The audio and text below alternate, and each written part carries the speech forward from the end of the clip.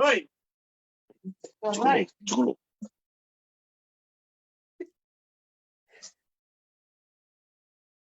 Ya, to sa live ko. Isa ni bola binaka na viwakani ni sema tukumaina kabina ni kuwa kita usema sarchingo i na city level serne kita marutaka ni rani kita mai soto baka viwakani ke rto na wekande rto bingarabitiko na buku ni buli kolau sena lau education charitable trust na baka idhoritiko ndo na ndo songo ni kumuni sende na singa wakarowe yongo Mr. Ne o klani bunga bikem ni o ni sa tiko na kena ibola na kena sa biko ya kitiko kau na numakin mo sure certo na bibakani erto siam chukumini kuwa me kito me bitala no leka sar na bital nongo o klana leka wararasa ka naranin da bimbulo ngo dikina na buku ni ustu ni songo lebungo na singa bakarawai ya ni semper nga ya me bakana keni balbala na nonton do rongoda into na sere na reda manda me na bakateng tekenyongo nimbula binaka okay sa desar nga dende na gaisota lele usar tar chung mai dokter ti kibem sa singre ke muniti ko banggo iyo dokter ti nangonongo vile ni usar chung mai dor bonu ayao tik sare dingo chaman sa uchuk na tin kan to no sol ko to le miniti na matakalilai ni singa lotule na karos nga bulka viwa ni singa ni bolo September nangonongo mindaro ngada manda na sere ka totoko baka o tina sere na buku ni sana bakturanga o lau ni taka ni na marotaka na sere ongo.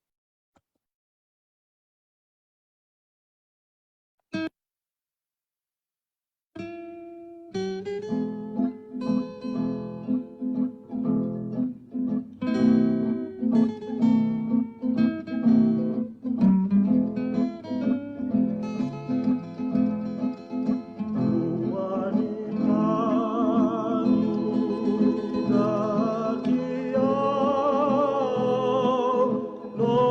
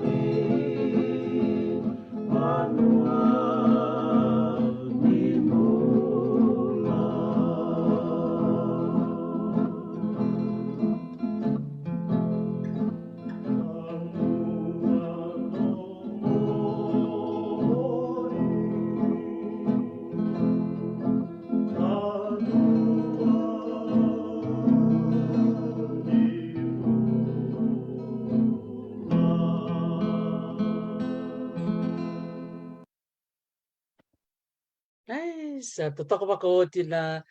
serongo na virikoto. Dona serongo anda kilato doko abo si weekend na susu mai biti bike mai mena tiko ini goi balangi bakatanga kina beira rasa mati ko mena sigi binaka ni kuwa lewe rakati ko mena kena rongo binaka na serongo ndore ni kambeka na kena dana beka bakandawu it's timeless. Serangona tava ngawa sudu kina rongo binaka tungana serongo totoko pakauti na kena sema listali tiko na serongo ki tumbo na yanu kola kemba sana bakturango lau da marotaka ni rototiko ngona wekanda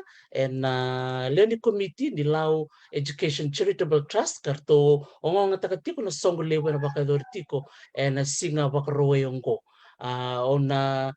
kerea me rto na ndi bak madal takirto na wekanda rto sama tiko mengo to tiko be chochi dama malo ambula chochi kera nganyo ni bak madal tike muni bak ambula mande bir na sar tiko mai Malombula dokter au wambula ki na sana tingawan non do bunua na lewe viti na vi kanda tiba ni lewe viti vi kanda tala lewe viti tu na vi sai burubur wambula ando dua sartuani ki na vi ndale niau waturanga wamadala tiniau kwa au na dangu chochi dama mai na koron rabual mai toya mai lau na no lau via wambula tangagi na nito ya sana mai lau na be sana vendele ya be na be yan todo sar na sana lau be korkoro o wambula tiani mai serne boni ni bina tiani na ngoni ni ndrawalu totoya au na ubasu kina koro raki mai nabulau ra koro navulawe amenga na buno na tiku buki na Dr. Tio pa bina kan solitu na ngalala me gitu mai pai vitu na nung ni program sa malo pinakabalib sara chochi na numni bak matala naka tunangwali saranggobe manasa malo ambula manasa isa malo ambula Dr. Teresi tau manta berang nyo nagay bakamadal takya bakalak sara au nagtoro kan ngo me bakambula be irakete sar na biakani na sana tingka pa may biti kakimni siya marati ko may natingin na ngo bakambula tal tinga bikim ni na ni mami biakani siya mabakan rati ko may kinasara bakturang ko lau bakatal ngaki na be irna ni mami tokani kuara korong tiga beka na no go Australia bak mi biserene karena may tokon kito iti ko na bata sosoko na singa bakrawaingo na dangu nga o manasa tonga o dorbo ni nasangalau may lakiambalau ubat kito ko serene sa uting karon namba kinago may tu makasakata kay Australia kung ngona kali usar na maraw ni kito may siya mabata na tikan ngono go mi kito bi sita kana tabi maraw takikito sabay tepte kito kina kanalian ko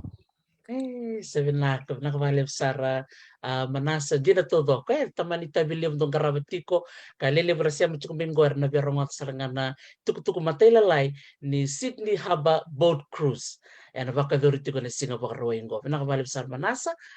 to nangwal saranggo bi pedeli o tato ngwal sara vesti nakapedeli Nabalib Dr. Sai pampulatuan na nonda buno alomani oviti kana be asarna o dombla tatu na kana idabuti na kabini kuwa pampula taltunga babini na taltunga berna lewe Sydney sarra be buki tuko bale na bukuni sasanga binaka yanga ngo tomando pa madal teke umanda na rango pedeli ramalendua o dabutu mena korko undu mena no totoya na sanolau au babini binaka ni umelewa na komiti binaka ngo wakata laki na tobi bambauti na boni directors na bukuni sasanga yango mlatira no dakawa memuri malo baleu Sebenarnya, na wale sar pedeli dina todo ko ento na sogo bimbi sogo na singa bakaroing ko bikim dina biarong na kera matay lalay niti bakarorong mai erto na baka madalakin na leo ni komite erto sa mati kumengo nakabali sar pedeli to ngol sar go besti bulesti Malam bula teman tapi baru nakata na kab na ni kuha ni rani selju begitu nangauna may kito may tignan naman ni platform na kabi ni kuha ko baru nakata na ni ano gizamba ni committee ni Law Education ni Australia na ni orto betas tagi chiko bembele ta chiko na tubutuba kita satu wana chiko na laman ni weekend sa chungo ko mati kito tumanda mo bumadal tikiaw na rango Steven Ellis Maverata au ngonen au dorbo ni naikilanga mana no kambara mailau o sanga 11 na komite na laman yang bakigo ko na tagir to chikina na leon komite na bunin no to bibang boy titiko mito sa chik na nakaka ni nito yasa na membalat na nonrabuli na nito ngone kaya na biyo ka ni era tiko may lawe na kabi na kaniko malo sa malo bakal sar Siti Beni dia todo ko na bika kerto na vital nota ni ko na suka lista tiko berna ngone era tiko bole may lawe ngonong ko ni na sende ke na kumuni na sogo ni singa barwai na bebu ke sar bakal liu na non ranga ngandre na bikor ni bul ke mena sana lawe na balim sar Siti na no mobe wasay mai to na ngole sar go be den taniala bula den Irangan yung unmute. Tia tugay ngwali binanise, tugay ngwali sarve Dr. Sai. Ayo, bula binaka Dr. T. Sarang madiaw. Arong na tumumuni po sa may. Sarang binaka. Ayan, sarang bula binaka. Kailan sa tukuni nakakaya yan. Doon may tukuni sa apang bula niyo Mbara o Chuchi. Chuchi damo tuin rabualo. Pwede binakatalanga ni Sul na ngauna na ko den tanialang bola rongayawa. Amay tuway na bunuang ko. Ya kan maraw taki ni kimabibita na ken na basku suka juga sonakai na banua. Pambibinang karang ni buli kamaro taki biyaw au kilau kalungata ni may lewan na sungo Ya nang bata au kila ni Babi minaka chiko na vitokoni sa daka lotu batang iko chinga na mada sa weekend sa chingo sa na vitokoni mai na sa baturang olau yo le una kai se botu sa tiki bungo o kila na tatandra na binaka chimeda ka chiko biam baki se ngawala ngani serene na bibono tali tu sa Australia mai Amerika mai England weekend na lubi lau da sama hindi on the two on the two okila sa kenang ngono biwas kay kina so kami lista le viral venta pira makubunda ko binabali budlag titi no mo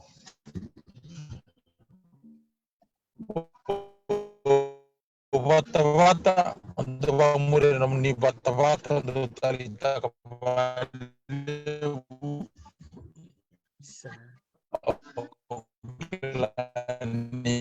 nakalungata chiko na bata kena bita la noche na biukum na lubila kalungata Na kamba ayo mai na monitor na pinya ya malo binaka Tadon. nagdagti Na nakabali sana taniala na nomu mose di bakal gagata kita nomu kadi tiko beran na lubilau na bibu nota pengaras ya mati kumikin na bukni program totok kan satu baletiko malo bakal besar atau nongol sana go berusila nakabali bu taniala Bulur sila Bulur Dr. T na valia bu nomuni vestureti na nomuni sule nomuni ngau na mendo na neto o wasa se neto mai baretaka na neto sesanga kina sana kolau go kito ngai bidanga na na lala itu tomani Dr. Sai na kani sasanga membaleta na korni bulinia sana lau. Na kana rangunga o Rusila o ngonele ni Waingori o natiki na mayone ata. Sanden de talngana nonguti ko ike. Dongana ka uya parita kana nungu maruta kana namai vivi bakana isongo-songongo. Rauno nongu itumbu-tumbu raundo bangeta ke bakal nonon rongona nanggaraba na turang na tuina yao. Rosalenga yani yang go au mai via to mananga na non rombi na kai rombi tu mai memangai mai to mano yao. Au maru tak servale bu na visureti mayo sai ke taniela meu mai lewini komiti au maru tak servale bu balatanggo ndo na kakak kito sini sa umikina se kito ndo na nito angandringanya loy kito. Na balebu na nomoni silia na ngauna me kito may barita na sasanga me kito na barita na baruway kito sa mukangay ni baba one ata sa looking forward na nito cruise na simbaruway ngo kakede sa bakarautu na wanga na catering na bolita kinitikite sa sando na kanon ng randondo linga may sing madalas bose sa woti na tikite yan boli tikite sa ando na kana nonra boli ito kumay na tikite na kanil sa sanga niya sanang walaw pinakabali mo berto kaya na nito to kani ko kito sum juga na kabini kuwa na nito babaraw tumay na vida bata na bula yang gua kito sanang gay may barita ka na naboni nito sa sanga na baraw yang gua nasa bali bu Dr. Tino maningaw na ongkis sila talan ng unang govikim ni. Naka, sa malo pakalip sara Rusila na nomu wasal bi bakal ngangkata hindi na todo ko sara o ira na nang tanggasi ar sa tiba kumain na kena tiba kinang bimbi ni buli au klana kena bakapatukan na titiya to sa main dambi tu kinongo na biwa kaningo kasi nga nanon rambuno na nang tanggasi kasi nga dinda may tu kinongo iya sa may tungo kenda ang bakata na na numira na tiko bole may banua totoko baka woti na rai keto ni wase binakabalib sara Rusila goto sa langwal sarayani bi Dr. Sai ro ni pamatala matamay malo ambula Dr. T wabinakan ni may tokarango isirne merani kito may wara katiko na cruise na bagay duriti ko na weekend go kito sengol itu may na singa bagarong buka ya kito ba binakatiko virtual ni committee rto tiko sananggo na rto nanito yalo patatiko merani daka sa sananggo merao ko yaw nga ko sai mate o lewat tiko ni matambose na Lao Education Charitable Trust au ngonelio ni korotolu may mode may Lao malo Dr. T. Sa malo bakalip sara Dr. Sai na bakalip na nomu matatakat cukup main na committee level ni Lao Education Charitable Trust klan ni bunggara rongatan na natutupi tala no na kena tabo na tik buni ang pakiongo ye tale ni dare ni tos cuk nga na nam dos sang roni kaya kina Dr. Sai kim do na ni committee meserne ni ndole bare tek binakango wikima mina hotel ni besana kaya kaya rawa we Lao me pakai doran na matanggal program bango ibi baka unge tibi kemami tal na kanabo ko nga yo binakata mo musik kemami na leo ni tin katolo na sana biti ene may baka binaka kibi kimdo kede na namundo suluto na namundo ngona me baka tukuni to manda meliu ni ndo sa ni sobe na bingara bingo ena namundo sa sanga saranga baka tikimdo ena namundo sanga me be buketaki na itubo-tubo sa beauty ko ena singa baka rawayan ko ya bunga rabat tarti ko mai me baka sa tukuni uchimaya ni boli tiki na tikite en duero ni baka madala kina se bombe na tikite se rosorbia boli e merbi tartare ni baka da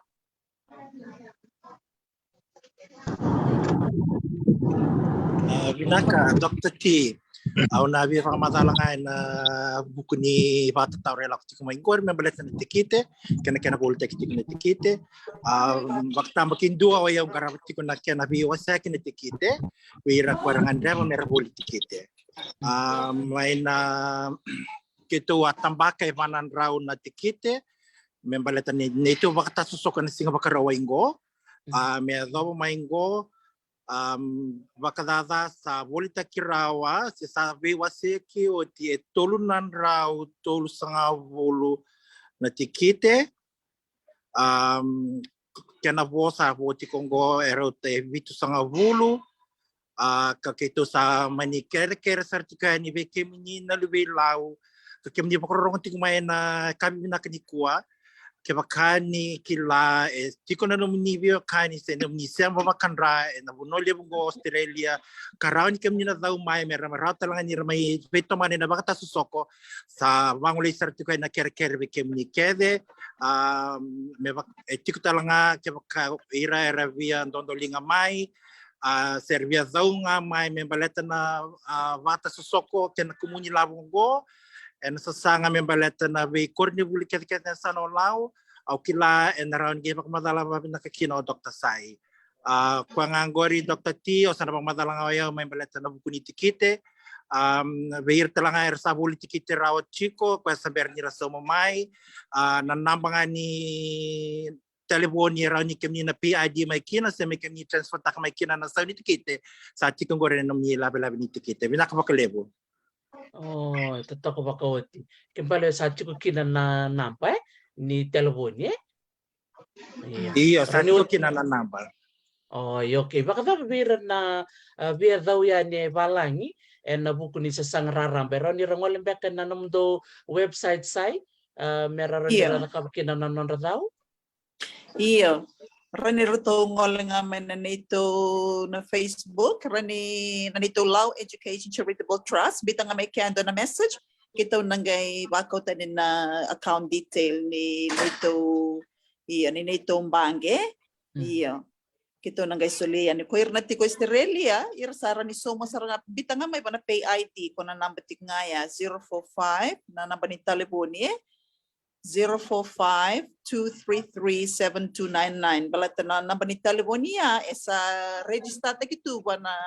account ni Lao Education Charitable Trust. Iya. Kaya raw sarver na tiko Australia era bita nga maya sa lak sar nga bandon ba na bank account ni Lao Education. Ya kaya ko tiko may balangi ya sole mambita may bigay to na mo message kito nang kay reply ni kina. Meron kita sulen ni ko na bank account detail pata kena Swift code na bibian renreto kung bakit na tiko may babalang yan bitang may bigay to na message kito na guys sulen na kena ibang matara.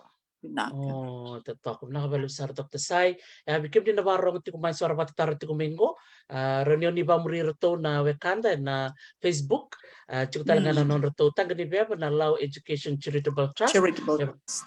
Right, may kasat ko na Dr. Sai, reunion ni bako tangan dori tuku berto,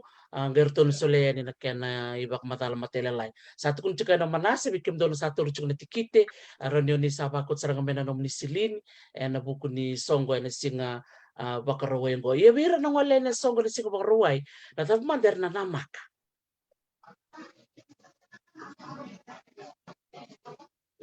Binako irna nangwala may na song ko na singa bong ni Saturday bong ni Saturday ngo doon ay tubo-tubo kita sa bakarota ko dito kita na committee o babri binaka berto na committee ngo na nanreto Facebook Dr. T baleta ke baka sengo roto sengo singi kila na takapagata na inakinaki ngongo na inakinaki kita wa banda borto may na leo ni board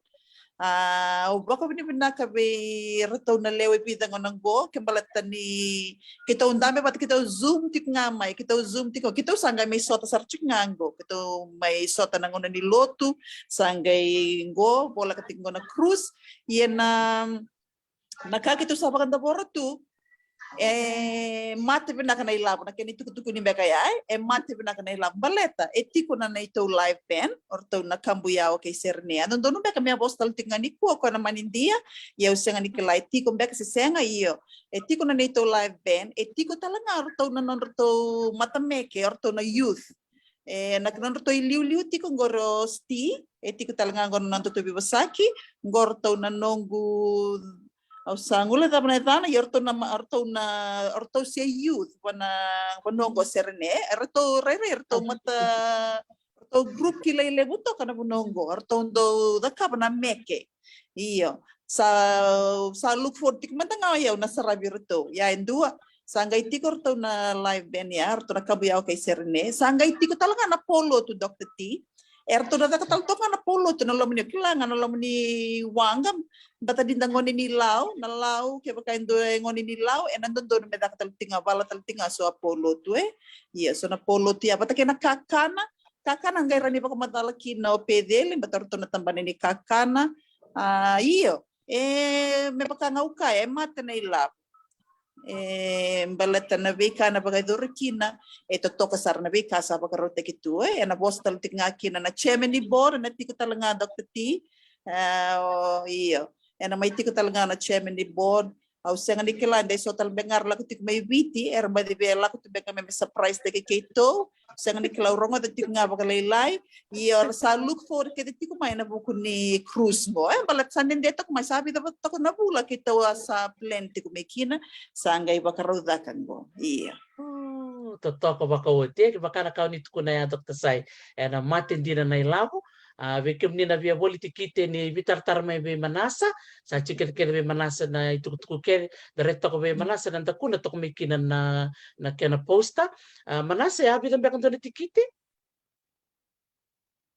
Vinaka Dr. T vekem ni nga na bakrorong ti ko mai kani sangay siya mamaingo ni bata tarotik membaleta na bata sosok na varawai na saungan indo na tikite endo nan raw ng dola sala ko matikina na namubaya kabi namubana ya wana bata sosok na lomban ni tombale mo serene makatanga kina na biba kamara utaki bata kina sotal na bika lalai kakitu saba karuta katu lain komite membaleta na namuni na mabak maruta kitiko na bungin bakarawain ko pinaka sa totoko bako ti na bali besar manasa vekem ni na taro chuko mai donan raw ng dola kasatu ko na may Dr. Sai sa matin din serangan na ilabo ni ndabaka samtak ng donan raw ng dola sa wili kina na baka kabi sangay ngwale bataya ni na biba ko marutaki sangay la ko batatunon to sokotu en lomoni tombo totoko serene aya sambo totoko baka uti na soko mananga ro di bato kaya na soko wale matanga sana biya bato kaya na isau yongo chiko bata nakakana ngay ngwale bato mai na biya baka marutaki pedeli andoro ni nombo madala na buku ni kakana o tawang ngay ngwale besti na buku ni biya baka marutaki Nawali Dr. Sai tomanta manindia ni bene ososo to bulisir sartunga nongo nakambo ke serne orto ta tuko ngai ta kunungu balengo sa bulo sartunga ngo na practice orto full force ni kuwa usa bandre ta tuko berto asongo ni lau dodol menta mafano ke nakena ibaso was banda da ke na ikina mai lau ya dua ngabe do kleme lau menta mafano menta kana menta pula ya kwa usa nugo tabi tuko na bukuni komite na reda tuko na ben mena binaka watika na kakana na kakana na nugu chief chef endo na marama ni serua chef mai na certain iyo na kakana ke baka anduna bena kata munduna le kana metapula quando kai kene melau nulaga ni valeu endo tala na imbole au be bimbole kina be kata na ngoni lau nda basi lau chiu be kata rai lau se ondo to melau oya una nugu tikite ruas na gulu to bulia mandanga be orto na basu ya tara chiko no to basu ga chiko tala na do prices orto donate mekina ya da bimbole kina batana kaya ngango oya u melewa na to na kango bato kila ni guarda ngone tu ne volta mungo na maten tu ni kalau bimbole chiko be kenda na kabini kuwa be kimni na barong tumen no libo sernengo da bimbole ngona sasanga yanga sanga ni ka na buku ibiti ngo werang ni lau werang ni lau tunga ya erang ni biti ya bakan don ngoni lau tumbu da ke le warong ibiti na le rong tana ke no biti sing rong ke no lau sa ko bangaya Dr. Sai na menu ni kakana alobo apo ka chuko kina ato babi chuko kina na nandalo na urni bonu o ke so veka na urni bonu tisane ke nambong ni Singapore ni me kana urni bonu Iya. Chop suey na beef chop suey na curry lamb na fish cocktail. Watake na vasekera ni lau ron tapioke. Ko sember tumulian ron tapioke lang mai. Ono mai kenya ron tapioke. Sabi kena le mga Dr. Sai malo sarvalia untuk kelungatalin komite. Sa totoo ba ko chipedeli na kalyo ni ito ko na maya au klan na lala na kor ni sigo baruai ke mina ngole ke dani na tombo ke serne me ke me milaki kana lobo na urni bonu ke na be kakana taleso sa ba ka titueli di do ni sawa sete ko mai ke ngai ba kasanga tal tok na marama ni serongor namban dua sarangan kakan sebada pedeli Naka. Iyo jina sara.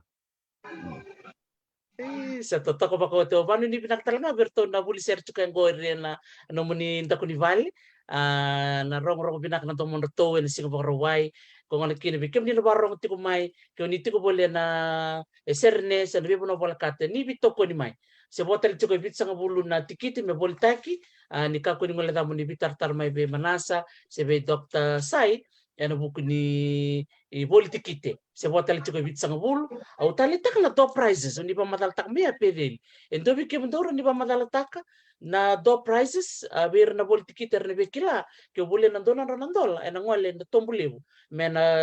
komikin na dandra merna ganga ena buku ni tikite na tabu cuma de tiko ena ni do bike ni tikite ngo endoro ni pa madal kina Oi bina ka ona ba makala na baleta na lucky door prizes iya patake na rifles e vive tiko na rifle na vakatiko na matani rifle e na tinan dola na tikite na tiko kina na dona tanoa ni viti na lakapateni kena mbilo na kena itakitaki na isuli ni angona patake na dona kilo na angona na tiko kina na tinan dola na rifle ni tikite ni koya na $5 na tikite na tiko kina endo na wooden frame babiti na wall hanging kan kanto bilalanga era veuti tu era tu kina na wanga watake na dona tabaya raturam ia na tikite na bolita kine $5 kwa ngaya na kakito na bolita ka tangai kena wo sanangai lako yani na lucky door prices o koe na matai matai ni bulian na tikite o koe endara makamai dona sulu totoka watake na kena yuku watake koe bolitaka lebu na tikite taundua watake yo lebu tal chiko kito nangele rai vekia lebu sar chiko na kai soli wale me baleta na lucky door prices toko ba ko lebu chiko na iyo na yaya la ko mai viti iyo na nakakito na neto prices ngo era donate takamai wira na vewa kani rati ko mai viti watake na ndua na ngone leo chiko ke na ngone leo ni kono malavu o Christine Wong hotel ngai sule mai sona donate me mai donation me kani tamongor me kani lucky door prices karena kami gitu banget takakina yang nangonan lubang takut toko. Satu toko bako dia reda ya bikim ni na abi nakata na bitu manya na soko baka taso soko ni sigo barwai saba madal taka chuka rusile lebu tale tu na izodobi en laki kune ni ngoleani en baka taso sokongo totoko baka woti kwa nam ken mataya ngai ngole bato kumena dona kilo nangkon ken ngai angkon ni kata sa totoko sar sebata rusile angkon tabiuni Oke, angkon ni tabiuni bikim ni na sema chuka tabiuni dondomo kita tabiuni sema kita ni ngole mai sana wari kem ni tu dan dona kilo nangkon en singa baka royo ngo malo baka lim sar rusila na no mo sema na tikina binakoya sti rani wasema na no to baka tabi ni tambangon utang ngai ngole bichochi malo mo ba malaw tak nga baglek na matemeke ko na may bataso so chiko na singarawai kita na dan nito group na non-governmental youth initiative na non-governmental youth initiative may form taki na lama tingnan yang bakingo na ruk ni beli taki ni Matavai Pacific Cultural Arts. Matavai Pacific Cultural Arts I think it's the only Pacific Cultural Arts in Australia, based in Liverpool, Australia, Sydney. May subikin na Nongo Vanua. Na Nongo Vanua bertambah kita sekarang kita na itu kaya kita form tak serangan dengan ini kita na bertas sesuatu na singa ni Nanda Cruise na singa barawai. Begitu na ni grup kita ngon ini viti kede. Kakito kosa kerera to serto rin may bakitabi ka ruto sa sulit na natungo na morto volunteer morto na baktaso so tiko weekend na sa mabaroy kito ndoy kay sarang ni rewa sarang ni law sarang ni bono levo kung familiar na tiko na group go kung na may baktaso so tiko weekend na sa mabaroy malo Totok, nakabalik sa city na namubi wasi maya totok kan iro wite talaga ni tambangone baka binakabali wir nangone ra mekitiko siyang wala nga nirangon nilaw tungwal tal chunga mena botel ni besan totok kasaranga ya bi baung geti nasig barawayo klan ibung beire na laki bagong get talaga na nonod di bubale nonod do ya busa na buli may bakle na songo na singa bakaroyengo nakabalik sa city kito sana sar chikoyani na buku ni biba kumarota kito tok ni Nongo Vanua Youth Initiative non reto na baita bitu kana singa bakarawai malo bakalim sa to nangol mga matanggobe chochi dama rin do may nanomuni ba kumatala ni meron yung nangay suletal birto na len committee nangaw na merto na di ba kumatala talmikina nabukutan ni sona ka si meron yung umana nabitalan no chochi karangan nyo unmute nga Pinaka Dr. T au pinaka mo ba pinaka wir todo ko na nanonda na ito kay ra tiko serne non ra toko na may na komunilabo ni ka ngolikin na law education ba pinaka na bidan na madawa be na within a radio station kartu kadi bakati ko na pagkata sokoy Oba ka be kabi sokuru na program na radio Skid Row virto todo sara o tutang kanan gula ko ba tanga bilaw karangnya din na saus klain sarangeli rungo de kina na bata so kana daga chuna baruay na bala chuna baruay bikimundo todo sa ni Usukito tiko na kumi wabili binak na be bonua wabili binak be James my Perth ano na bibu kamay kabatal nga kin na be Tiroko may Northern Territory no na dabu tamay ni na no na bibu kamay na tombo ni law education ang usukito tunga na lin committee na nito wabili binak na bito ko ni be todo sar na liwibit may tiko Cernevi kimdong wale may Central Coast nakasarwali malo sarwali wabito ko ni Ikito na committee ni law education na kinadibak. Kung mga obvia nanungwa madala na kami ko mo wakabili na kanga na dito ko ni wala chumay dikito Dr. T. Nak. Sabi nako nakabalo sara chochi totoo ba kautin na namudabuto may na tanro to na sabi bukit ko may kabikini so kur totoo nam dobing gravity ko na ratio sa ngoli chikina na bese mati na kana wasi chuk ni tukutukungo sa liu sara rataro chuk mingo na non robina katimera kila na komunisente na singa bakarowengo bikem ni nangkay siya mambermay ranyo ni nangkay saraba na replay ni bitan nongo si oni siya masarang nga bintu birto na wekanda oni saraba tiko na kabinaka ni kuwa ni ngole na Facebook page ni Lao Education Charitable Trust ni nangkay bitar nga bi Dr. Saimate bakatal nga kinabi manasa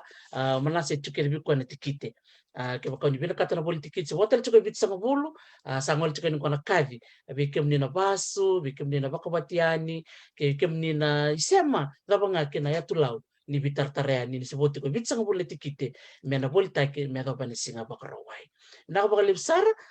ona ta wiring ko bikem do na nanggu lewen ni bitalan no na sig bana kaniko to na tiku butal ko berusila to ngai ta wiri be den ke pakai tiko sona kaundo bina katal moniwa sia wir na bakarong tiko minggo me na maitiri na nando to bitalan no malo rusila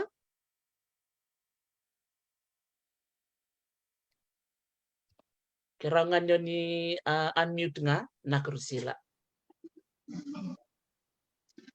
Bina ka Dr. T au bina ka ngayani na besureti malu-malumu kito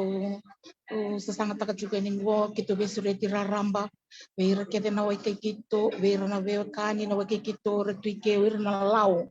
retui Australia seretu ni malangi itu kerengan no muni be buke no muni dondolinga mai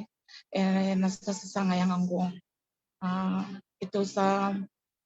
pakapakarau tu na singa baruai me kito sulia kina si kito baritaka na nito sasanga ke na ka kito asam putih na pati kumai na kita bata na bula enrendre iyo kito sa boleh to kayani ni kim ni na may marutaka na songo leilai se ka kito na bakarutaka na baruai gosang kay matay ni nito sasanga se kumuni labo me Australian go iya kito sa bananan tu ni na dotal toso chuna tiana embaki netos tal chungana neto sasanga angge batau chunga na neto luliu si neto presidente be Dr. Sai binakbale mo na naman ngauna nabale mo na naman isilian ngauna bikito ito sabanu ni binakatu na baruai kena punyam bagi metabayani na 2022 binaka malo binaka nakbale sara Rusila na wasa momono ni wasiaya klan ya kun cukup pede da sekan kila ni na numiti ko mena toso chunga na biam baki beka na sasangang go yang go na kani matai mena badur na baki go klan ni natiko na mundo rai na leoni komiti na buku ni sasangang go ni yanga na ulutangan ni buli klan na buli ndo na kat toka vesireki dolaba na bimati ni katumba bera na lubenda na kabali sa Rusila tolongol sa go be Taniela naka ayo malo pinaka plan ibi kakere ngai do tege bundo rendre sangai keni matai yo na wakasa me binaka chukon indire chungor kito lebi sunga na mata jiko mailau ina biania itu ngandre bechiko me ando kede na mata na biania no mailau pinakachuko mendo kede na mata na biania no mailau kito sangele won chubanga selebi tu ni re chungor tampak kalau kau main ngandre bi mendo na yani anondo na kena mata ko na working committee na working committee ni Lao Education SRNE me bara rota ki tuli chuko tol sino ulo ni anu chuko mai Lao tawa ke bakani tol sino ulo ni anu mendo ya chini kali mangana tikit na done ni anu sabanan na tikit ya na roki na vasina to indona wanga me pekta ki bina kaninda fundraising na tampana yana matani vakasa machuko ni vakasa mataki me ngandri tal chuko sotale na mato ni working committee ke bakani chiko na muni ngalala na muni ngauna ibesolia na balisi ni sona kalungat da me setapat pipala ikina bonua tandolo tu na vakasa mani working committee ni kaiserene kene karuanga ni vakasa mo kila chiko sona yave ndundu me ono kesulebe ya Dr. Sai me ngai bosa kina pada bina kata kecuk sona ya era sulit sertunga maka na ben iru ngarbi ngawi itu di ro na ben romai ni sana batur kalau kelang di Sulawesi be Dr. Sai clear chiko Merani baru bina kan tampane ya. Ina vira rasulia wali tu sona kamera kini ni takana sokong go ya. Ya bali bina ka bina ka bali bo na sana lau bina ka bali bo kimi na bitokan na vasil lau na ndraba lau na friendly lau. Oke lan na sota chuga na bong ni Singapore wa ya. Ya Singapore wa te gabu chuga na soka na bimbi chuga na 7:30. Na kele bina kachi me kita tek tel ngavir na lotini ka vitu. O china rum ni singa na ono. Rani sulbi kimi ndone obi mama me walu ni chuga kina. Ya do ina wabu na King Street Wharf my Darling Harbour. Ya sa tay mili we 1.5 hours sulbi kimi sandum na singa na ono. Moni chuga kina na cruise. Kene karo inda sa kele mai na kele man be mama ni circando se berto. O chuga hafa no me singa tambu. Bikin na weekend na Sunday worship sa kele tal na wanga. Sanga kina na ulumbala me tukuna ni sa parada ni singa tambu. Se singa tambu da ka chuga kina na soko Labi cici na kalau ninda do tukuna chuga to mai lau na lotuni lau sanga chingo. Kendo bon non do dormela vet chiga na kalau lau. Beda ni zambi mai kina na lotu Ya nakaka de bina kata me toso na sasanga me da kapa ba bibi obichi na ngone ni kuwa. E bali kulu di tale na kalau Ina ka bali Dr. T, o de bina chuga bali na nomu ni lomo soli chuga nomu ni ngauna. Labi cici na kalau mera de bisi kenda batang muni sol baki ba ito okay. Menda toso liu merani toso ka buli bina ko no da tampa ka tomato mina ngone mure kembala ba bulu bur bina ka bali bu lolo matiani ogi treja ta sai nga mengi ba bina ka takira na dau tu mai ya rasulia wali tu na non rei labo mi somiki ni sonaka sini so marao ki tu na komite bina ka bali bu naka Semalo malo mo sara tanialan dora posibil naksar ngau ni butu maya nabi tokoni dora staban rendre ni sakiti ko bundo na kaya na kabinaka tiko memur bikem ni nataro chuko mai na ngau na tamo ni ngole kini Darling Harbour sa buti maya na be mama ni bitu na ngau na ba ko Australia sa kre mo ni kaku ni bera ke ba ni bera ni batini batini wai Darling Harbour sa naware kem ni tumbe kan dombe kan indini rabu menangai koti ke muni lagi tombok na wang kan sa tiolom ni tombo ker kaku na bera seba da Daniel iya unmute nga Daniel unmute tiko na taxi may nahabo may serene na wanga na taxi what the taxi ana so talin don rondo mona ni na wanga le buko sa tilo man hapa ke bukan sale mo musende pambiran berani ngali taxi ani ya ke bukan binakat mo poti wanga bima mani bitu mo sa tiwanga na bima mani bitu sambi bu sa serenda la wanga ya cuka ni wanga na ono bima ni ono ni na tolean don vinaka pinakabali mo Andon, nakabali sarden dia. Satu kuno may Daniel bikim ni nabi tolen mama ni ono ni tikroyan. Ile tu na wato taxi. Tu. Asal ko. Iya, nakabali usar, nakabali mo. To ngol sarong gobi pedel, o chato ngol besti. O tiang ngol sarbe manasa. Binaka pedeli, datalakan ni biwasea. Ron yung unmute nga. Unmute. Naka. Obia tomana chunga na pamadala sa tigibuchi ko membelatan na songo. Ito nga na kawang ulela mo atoman membelatan na menu na dessert of the day na lote. Kakana nga may law. Ayo. Kakana ni ko sa atomolia. O sana buta ni leus tali omdo. O sana bela soko sana kilau. Ona soko sana kinaya no nei pre ni to cheme no Dr. Sai. Lote ni ko sa tola ke ko simber tola la ko mai ko mai tola. Mela kana binaka. Kena kerunga ke to abola tuntu na cruising mandaya. Wikim ni na simber klat ko na wabu. Suara la ko chuke seklekir le wawa na buna do kelkin na wang kamera sokoi menli. Ona dodo no mai sumbu beka na ngai pamatalen kino manasa na train station e bola kan dondua. Ina wabu mai bala kina na babonto. O klasa kina limbanaya Kuto sa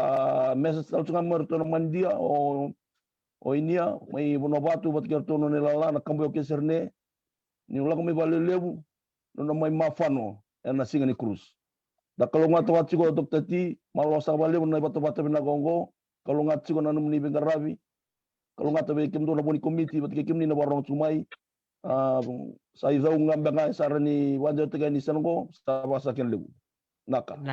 Naka wale sara pedeli. Satu toko bakote. Kau tercekan wale wasili di na pakawela na bakador tiko na singo barawai bertona lang ser bakatanga kina bertona meke. Sebada ba sitibeni? Betal na No. Naka au kinututingal biya kung mamasok ko kirir ng wala ni Lauer tungkol sa rin kung kasimbar ni dito na naman itikit ni kasus sa Francisco Baraway sa kirir kim ni munibitar tarmay manasa sa indo kito na lang committee kung kasimbar dito na naman itikit kinakaruwa ukla so ang mga titingat na nito tostoso bakit di taka bikim ni ko na tostoso dina meron kita kinaluvenda pero ti ko may law na tikin ko nongo ko bebab na tikin ko ng committee bakit lang kinambol ni Dr. T na nanasulit ko na platform ko makito andiyan tikan ni tukutuku bikim ni membalat na nito cruise salah ketik main sa mga royong go. So nitak ni kada nag-start ni kina bikim ni bolit kite bikim ni sebar ni bolit kite ni gabi tartar nga may manasa mengaido kina na ni kite malo berlebu. Sabi na ko na wale sara city na kavi o baka edora ya baka talaga kina bi baka ditake ngodo na toso binaka. Nakawale sara city manasa o teatro nang gaingwal sara ni be iya, basta teman manasa na buku ditikite kena sotan lakau ni bewasya. Isa, binaksa po kalibu Dr. T. Iyon do talangan ni ututi ker wikim ni tau doksar na bakrorong tikumay, nasya mo tikumay, katalang wikim ni bek nagali sarapan na bitalanon na program go, pakamalua sa kiresa kwani nomni na bitar taramay kaya bakani binakat na politikite. Nanaman ni Vitar Taramekina na namba 0414-104-008 kaya na number ni Vitar Taramekina membalat na tikite kaya nagkaruwa nga may baka na train station na raw kabola katondua may kanina may sumbukina ay Wynyard ay bola kasara kina bunuay na nakakina na bakapondo. Kaya katulong nga una biyator talang una minakanggo muna ba naksarap makilibu bayirto na boni committee na kaya na biyator linga takiti ko na sasanganggo o kila kito sa kadibik kina kasa kitong bulay kina kito na makitipte kito kina kakito sa suli kina na ilo kito kaya sara ni kito na taur sara na wika kito sa wakarutaka kito na baka sa mabinakan sa sangang go baka kinin sa kimata nito sa sangan ni kumuni labong go kito sa bola kina ni kito sa baka do sa mabinakan ito sa kina kina ututi nga baka ni binak sa baka lewe ko Dr. T ananom ni sulianom ni ngaw na kinanom ni venanum meron kito bu may sema kimuni na kabinakan go may kitubi wasi kina may baleta nga nakya sangat taki na we kabinaka may balitir na kawa ng ano may liw kaya na lewu ni kalungat tiko kalungat tiko naman ni Bengarabi bakatang lagi na kami na bakarong tikumay kalungat naman ni bakarong tikumay kaya naman ni Bengo na ketsar sabo ni mo dito commander. Sabi na ko na wale sara manasa totoo ka makauti na mo bewase maya na Bengarabi na buku ni tikite sa sul cuma na namba ni telepon bikim ni na binakata na bitar may na say baba 5 bitu rua viwa ya na namba di telepon bikim ni na binakata na bitar na buku ni politikite kay na daw talaga na tumbule to nang walang go Dr. Sai nang gaitini ito nito bitalan no o choche tama naka Dr. Sai Maka malo Dr. T Tomando be babi na katik nga berto na ni committee go. Hausenga ni nama kanyo na maindo no makatundo na committee wana na bubango Dr. T. Kwaya na namu sa taring yung mayo de mena bosa liu kwaya wakaya di kinibekem ni Dr. T merto bosa imanda korto. Bala tau bina katsar nga me ni rongoda nang tamondo to ngosar nga arto na leni mata timi. May didi raw kin na nabudiang go. Se na itubo-tubo go na singa na weekend go kesa nga na matitimin go sa nga ni bakang bauta ni naraw na vika kita sa plan to kina na buko ni weekend go na buko nga ni ka to kuniti kumayo tabaliten and so na donations ko ala kumayo be pan na ka nga kina be raw na beta dinia beta kay na non wati ba wasiti vale bata kay chone mataitini wata kay natadina o lanieta orto so mana band Dr. T rono undolo na sa ni band erto so mana veita diningo na band and dapat kami nakatikin na so na leway law ser na lubay law solito na non silini solito na non riyaw meron rabukeki na na lubay law rati ko may banua may bukeki na non kanibuli wabri nakatalaga ver na basu goir na orto na India may witi era sa tuike Dr. T eso era boleto na tikite bola ni rosa boleto tikite era bolia ya ero na undolu ya o be ba kami nak ngona kina be reto na basu ena kabini ku o musun reto tikite na board be reto na o kila bunga be reto na basu go reto ilawa se reto be kila ibna ko be ba ka bola ka sara ba te kay pedel already tiko na lebu ni tikiter to sabuli sa bebe chik sarangan na rona undolo matando na isosomer la kumaya ndo sarangan na undolo to so mamay wata ke na bita na sosomi muringo ni usawin ligat tiko raisa na rona undolo sa sana sibe na rona undolo na kara so marto na baso ang gay baka sa mata ka be kenda to na ngone may law kenda to na itoke baka dabo kenda to baka dabo na ayalo ni solika itu weekend and the boleh ni the reda so na kila eso na vika baya ni resam boleh mai o ira senga ni toke vasu yang gay baka dabo kenda na toke balanta onda kila bina kana non rambulo ira na vasu ira na nabu na vika me balanta na buli ira sa ngunanggo meron gay sa reda makauti ka na nabita na bak satu may liwe kaya bagay baka masuti kina weekend na baka rongo tikmay kaya baka kondo na leway law o bagay tiko serene semberan baka nindo na tikite ko bulia wendo na tikite kila ko na no mo kanibay buke ver na lubay law ver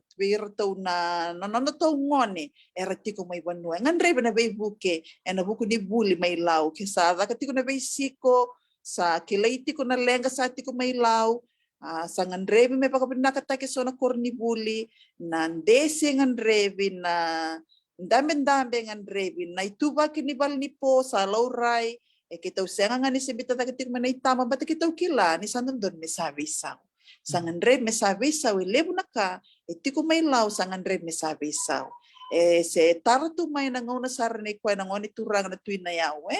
kaya na muna Dr. T kito sa baka mamasuti na weekend baka si weekend na sama ito ipapalang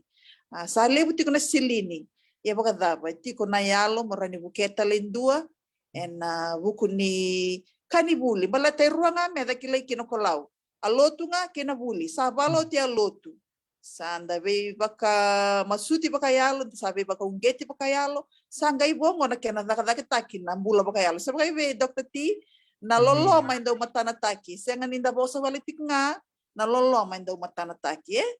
kaya baka mamasuti ka ni kinabekiam ni na leway law ni baka rongotik manakay ni kuwa kaya baka ambe ko ni na senga ni tiko Australia o ni be donation nga may ni be tartar may be kito na Law Education Charitable Trust so nga may do na mo message wana nito messenger wana Law Education Charitable Trust kito nang gay baka rita ka ni bekiam ni nangonisala mo ni Muria meron ni Sulemekina na nomenika ni Baybuke. Kena lev nga ya malo Dr. T. Sabi na nakabalib sa Dr. Sai nakana no mo tatakirto ti ko na board and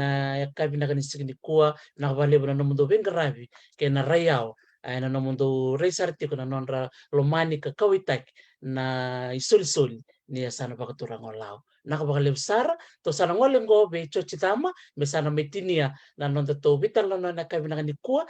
ke bakai tiku tali so na nona vosi ni bima kalunga ngataki ke na vosi ni bakandre metinia na nonda to vital no malo chochi ke rongan yo unmute nga naka Malo Dr. T, kita wam ni binaka bakaliw sara kena soli na nangalala begitu may bagay na nung bata-bata minak ito do veuman do kamurian nung bata-bata and dakila na yang ni buli nakakautamay na buli kan da mimbi na burubukan da sa chuko kinai sa di bunuela ko kinanataka sa ngandri nga na ibola weekend na may yan dakila to dende stabi o ba binaka bakalebu ni na kena may lako na komite ni bangara ilavu meru keki na guira ngoni ni lau garatu maniano meneni tu niano na salo lawe o beto tala na ngubo ko binaka kina songo ni lau community sit berto le bilutake tal TV tal foto na kera soli na ngalalan nito lei mekimemili lutuata na mado sauti mangana nungu buno di babu binaka ekimuni no ngolean na siga barwai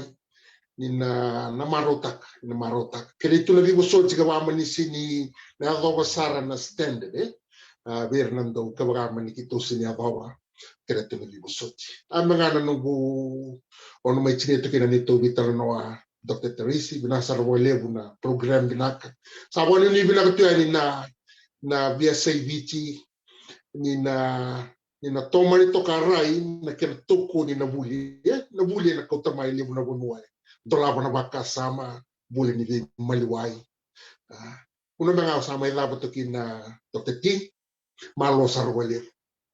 Andon, nak balik sarana wasi ni baka binaka na wasi ni baka ungeti en ulu tanga tiku ni buli bikim ni nang sema tiku maingo na ustunga ni baka tasa soka ni singa baka roingo na ulu tanga lebu ni buli en kena sangai me baka soko muni na sende me na bibu kena bekor ni buli en sana baka turang lau sandon dina na baka riteng binaka me baka sa baka madala tau manda en boni tin katul na sana baka rong tiku menaka binaka ni kuwa en ngoli tiku na beto koni kibikim do na turanga marama dorbo kena ngone leo kikim ni nalalai na sana bak turanga lau au sator na ngono ko mo bak mo dan bikim do bak ni binaka na nom do sesanga ni kako ni ngole ta bikim ni na sema tiko mai na tikiti se votiko ni vitar tarbe manasa sana wara katiko ko na nom ningiri number telefoni na 0452 337299 so ni bangari ko na mo na liba na Facebook na numatiko ngana baka bondo na Darling Haba na Vitu na Kalok sa tukuni minggo baka bondo 7 PM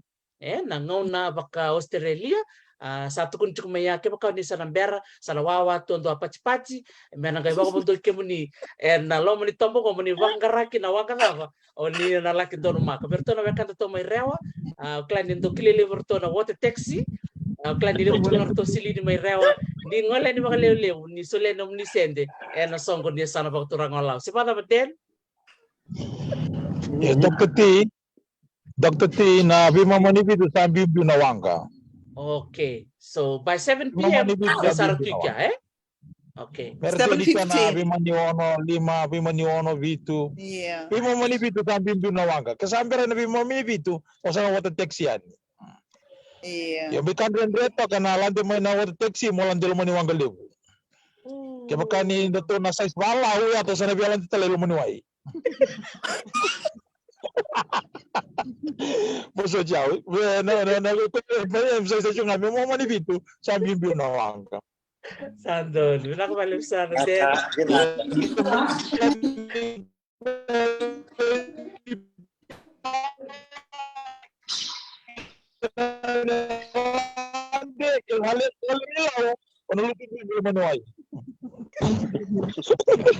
Ya paling kau sambar juga, mau sakut juga, mau sulin nunu